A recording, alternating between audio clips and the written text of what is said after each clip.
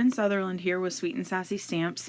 I am sharing with you today just a fun way that you can create a watercolor background, but instead of using watercolor paper, which is normally white, or even a white cardstock, I'm using just plain black cardstock. This is a cheap cardstock that I probably got from Michael's years ago. I still have a bunch of it, and it's thin and lightweight.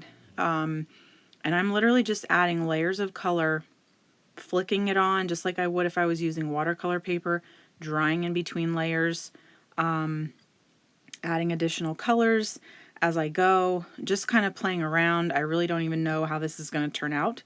I like to also spritz the paper a little bit here. You can see with the blue, and then with the purple I'm going to do that. It just helps the color to kind of spread out a little bit more. This is a really cool technique. It could even be used as a galaxy technique, and you don't even have to start with by inking any kind of black or dark color. You can just start with black paper. But I'm just flicking all the different colors on, using direct to paper techniques, and then drying in between.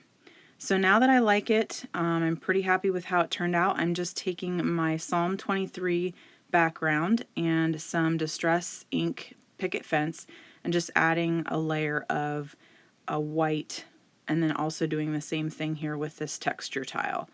This is from our Texture Tiles 1 stamp set. I do like to dry in between just in case, because I tend to smudge my ink when I don't. So now I'm going to use my Misty. I want to, and of course my little embossing buddy, because I want to emboss this flower in white. It's going to really pop when I use the white embossing powder. So I'm inking that up in Versamark a couple of times, using my Hero Arts white detail embossing powder, and I'm going to emboss that lovely daisy. I do have a few little stray marks, or stray areas where some of the embossing powder was still on my paper, so I just used a paintbrush to kind of get that off of there. Now I'm going to come in with, this is kind of an acrylic wash, an acrylic paint wash. I just take a little bit of acrylic paint, put some water in it to really kind of water it down, and I keep it in a container on my desk so I can do this technique whenever I want. I just flick those paint splatters all over my page there.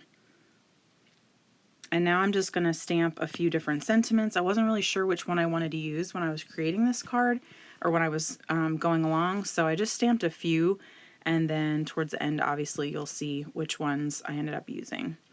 So I'm just using my Misty to double stamp. I love that I can stamp numerous times in the same place and get a nice crisp image. And now I'm just putting it together. Super simple, very fast card.